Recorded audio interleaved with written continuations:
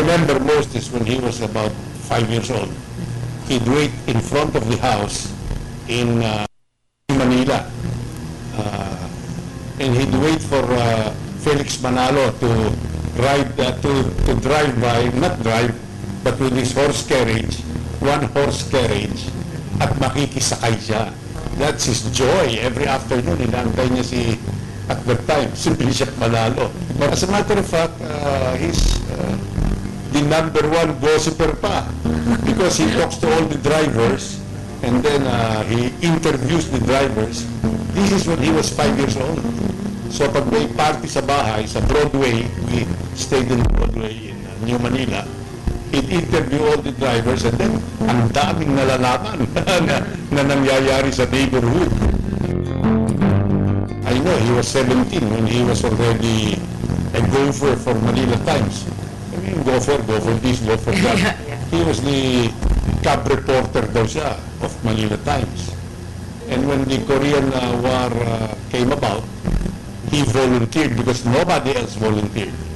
It's part of his training as a journalist. And all the senior reporters were correcting him, teaching him how to relate a story. That is part of his training. That's why he became a very good storyteller. When Ninoy decided to enter politics, that's his decision. And while there was some hesitancy when he was already there, after knowing that his leaders were also eating in the house of the enemy, of the opposite, of the other side, sabi niya, bakit ganun? They're supposed to be loyal to me, but they're also going there on the other side. And ganun talaga sa politika. These local leaders, they participate in whatever food is given by both camps. For a while, he got discouraged, and it took my mother to convince him. You cannot withdraw at this time. If you're going to go down, you go down fighting. But you don't run away from a fight. That's my mom. I think she appealed to his manhood. Magaling na nanay ko eh. First, she will use her tears, use her motherly authority. When all of these things don't work, she will use her, like for instance, may pinanganak pala si Benigno, that's my father. May pinanganak pala si Benigno duwag. You cannot run away from a fight. O, syempre, pride. Di bumalik siya. Fight siya. For a while, discouraged na siya. Ayaw na niya ng politika eh. Pero I suppose that's part of being very idealistic when you're young. On September 23, midnight, Mr. Marcos went on television and said, I, Ferdinand Marcos, acting as Commander-in-Chief of the Armed Forces of the Philippines, I now declare martial law and shall administer this country alone. On that day, democracy died. Gusto talaga nating manindihan, kailangan handa tayo na lumampas dun sa ating sarili at talagang makita kung ano yung pangailangan ng bayan na pwede nating ibigay. That I think is also something na I guess for a lot of Filipinos these days baka mahirap isipin.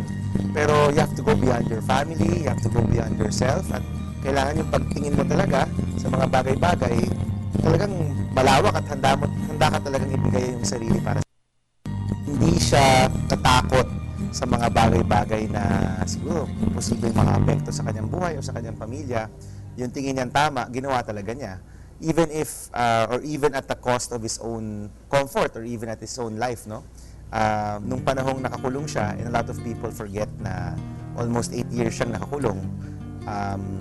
Nung panahong yun, at any point, pwede naman siyang makalaya eh. Kung magsaside lang siya kay President Marcos nung panahong yon. Sabi nga niya, isang tawag ko lang, sabihin ko, kakampi na ako sa inyo, makakalaya naman siya. But he chose to stay in jail because alam niya na may paninindigan siya at alam niya kung ano yung tama. Sadly, pag tinanong mo kung sino si Ninoy Aquino, sabihin nila, tatay ni Chris, tatay ni Pinoy, nasa 500, pangalan ng airport. And maybe, on his 30th death anniversary, it's a good time for us to go and try to learn more about him. Again, malaman yung kung sino siya bilang isang tao, kung ano yung pinagdaanan niya, ano yung mga desisyon na kinailangan niyang gawin At kung bakit ba siya bayani? Kasi hindi ka lang naman bayani dahil sinasabi ng mga tao, bayani ka eh. May ginawa ka talaga, may nirisk ka, meron kang pinakawalan, meron kang no? And it's a good time now for all Filipinos, not just young Filipinos, to learn more about him. Baka in that way, ma-inspire tayo ulit. At tayo rin, no? Magsikap na maging isang bayani tulad niya. I wrote Mr. Marcos and I told him that while I have vowed never to enter the political arena again, I shall dedicate the last drop of my blood to the restoration of freedom and the dismantlement of your martial law.